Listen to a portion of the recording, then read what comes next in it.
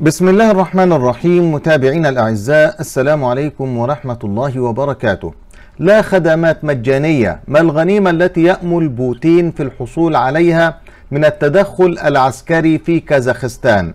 أرجو أن تبقوا معنا حتى النهاية، ولكن في البداية لا تنسوا أن تدعمونا بالاشتراك بالقناة وتفعيل الجرس ليصلكم كل جديد. كان يقال قديما حول حلف وارسو بقيادة الاتحاد السوفيتي إنه هو التحالف العسكري الوحيد الذي هاجم نفسه، وذلك بعد أن زحفت دباباته إلى براغ عاصمة التشيك في عام 1968 لسحق حركة الإصلاح هناك.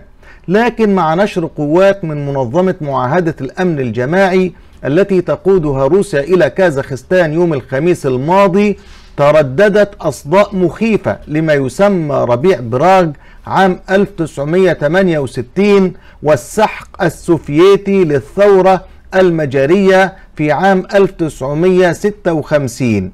ونزل المظليون الروس إلى أكبر مدينة كازاخستانية يوم الخميس الماضي للمساعدة في قمع أكبر انتفاضة في تاريخ الجمهورية السوفيتية السابقة، حيث استمرت الاشتباكات العنيفة بين قوات الأمن والمتظاهرين المسلحين في كازاخستان، حيث وصل 2500 جندي من أرمينيا وبيلاروسيا وقرقيزستان وروسيا وطاجيكستان في عملية محدودة لاستعادة السلام. معاهدة الأمن الجماعي بقيادة روسيا أول عملية انتشار عسكري منذ عام 1999. لم تقم منظمة معاهدة الأمن الجماعي المقصود بها أن تكون اتفاقية دفاع متبادل بأي عمليات انتشار مشتركة منذ تأسيسها عام 1999، والآن استدعيت المنظمة لتهدئة الاضطرابات الداخلية في إحدى الدول الأعضاء فيها. ادعى رئيس كازاخستان قاسم توكاييف أن التمرد كان مستوحى من الإرهابيين المدعومين من الخارج، لكن استدعاء منظمة معاهدة الأمن الجماعي تشير إلى أنه لم يعد يشعر أنه يستطيع الوثوق بقواته. عندما جاء طلب توكاييف قفزت منظمة معاهدة الأمن الجماعي إلى العمل في غضون ساعات، وصباح الخميس كان المظليون الروس يصلون بالفعل إلى كازاخستان. صرح الأمين العام لمنظمة معاهدة الأمن الجماعي لوكالة الإعلام الروسية بأن إجمالي قوة حفظ السلام سيبلغ حوالي 2500 ويمكن تعزيزها إذا لزم الأمر. أشاد البعض في موسكو بقرار التدخل، فيما رفض مكسيم سوشوكوف مدير معهد الدراسات الدولية في معهد موسكو الحكومي للعلاقات الدولية المقارنات مع تدخلات حلف وارسو في العهد السوفيتي، ووصفها بأنها دعاية، وقال إن مهمة قصيرة يمكن أن تعزز مكانة روسيا في المنطقة. وكتب سوشوكوف على منصة تويتر أن الأحداث في كازاخستان مثلت أزمة يمكن لموسكو أن تكون مفيدة فيها. لا توجد طبعا خدمات مجانية يقدمها بوتين لحلفائه، ويعد أوجه التشابه الواضح مع حلف وارسو أنه على الرغم من أن منظمة معاهدة الأمن الجماعي هي تحالف، فمن شبه المؤكد أن قرار التدخل اتخذ في موسكو، وقد رحب بمثل هذا التدخل الاسكندر لوكاشينكو في بيلاروسيا، إذ تمكن من سحق ثورة ضخمة باستخدام قوته المحلية الخاصة. لكن فلاديمير بوتين هو من اتخذ القرار النهائي. تقول صحيفة جارديان البريطانية: ربما يأمل بوتين أن مهمة سريعة ستعيد النظام بسرعة وتجعل كازاخستان ممتنة ومدينة لموسكو، لكن العملية تنطوي على مخاطر. أما النظر إلى خطوة منظمة معاهدة الأمن الجماعي على أنها تدخل روسي، فقد تسبب في إثارة استياء الكثيرين في كازاخستان، حيث كان أحد الإنجازات الرئيسية للرئيس السابق نور سلطان نزارباييف هو تجنب الصراع الرئيسي بين الأغلبية الكازاخستانية المسلمة والأقلية العرقية الروسية في البلاد. اتبعت كازاخستان بكل فخر سياسة خارجية متعددة الاتجاهات لسنوات، وقوبلت علاقتها الوثيقة مع موسكو بعلاقات جيدة مع الدول الغربية.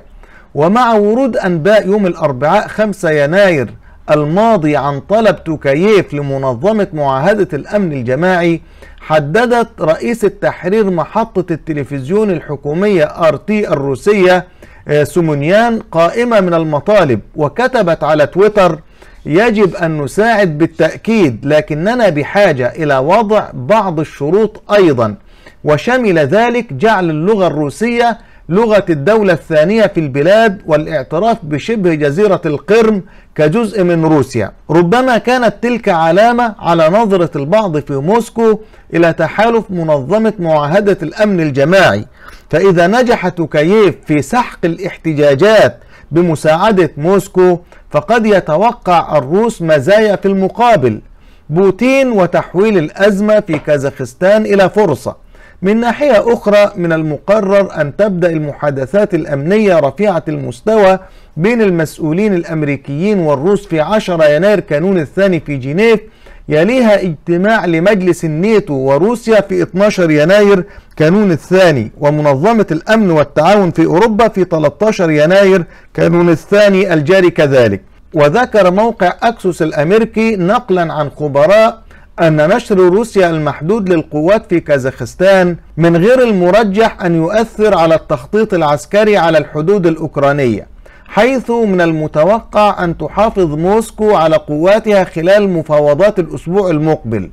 ستتطلب الأزمة السياسية والأمنية المستمرة في كازاخستان، أكبر حليف عسكري لروسيا وأكبر اقتصاد في آسيا الوسطى والدولة العازلة الاستراتيجية في المنطقة، اهتماما كبيرا من الكرملين. في هذا السياق فإن غزوا واسع النطاق لأوكرانيا والذي سيؤدي إلى استجابة اقتصادية ضخمة من الغرب قد يكون أكثر من اللازم بالنسبة لبوتين. يقول ديمتري تيرينين مدير مركز كارينجي في موسكو: بالنسبة لروسيا هذه مهمة حساسة للغاية، لقد تدخلت روسيا بشكل أساسي في أزمة داخلية في دولة مجاورة رئيسية، حيث لا يرحب الناس بالتدخل الأجنبي، وحيث لا يرى سكان روسيا بهامش 2-1 ضرورة للتدخل عسكريا. لكن إذا نجح تدخل منظمة معاهدة الأمن الجماعي في كازاخستان والتي تقودها روسيا، قد يوفر ذلك فرصة لبوتين لإظهار القوة واستعادة النفوذ الروسي على جارة لها أيضا علاقات مع الصين، وكما هو الحال في بيلاروسيا، حيث أصبح الدكتاتور المحاصر الإسكندر لوكاشينكو يعتمد كليا على موسكو. يمكن لبوتين تحويل الأزمة إلى فرصة على حد قول تيرينين. إذا ما يجري في كازاخستان يمثل كرة لهب كبيرة، هل تستفيد منها موسكو وأن يكون هذا التدخل غنيمة كبرى لبوتين، أم مستنقع يغرق فيها؟ هذا ما سنراه في الأيام القادمة. أرجو أن تتركوا آراءكم وتعليقاتكم أسفل هذا الفيديو، وإن كانت مادته قد أعجبتكم لا تنسوا أن تدعمونا بتسجيل إعجابكم والاشتراك بالقناة وتفعيل الجرس ليصلكم كل جديد. دمتم بخير، والسلام عليكم ورحمة الله وبركاته.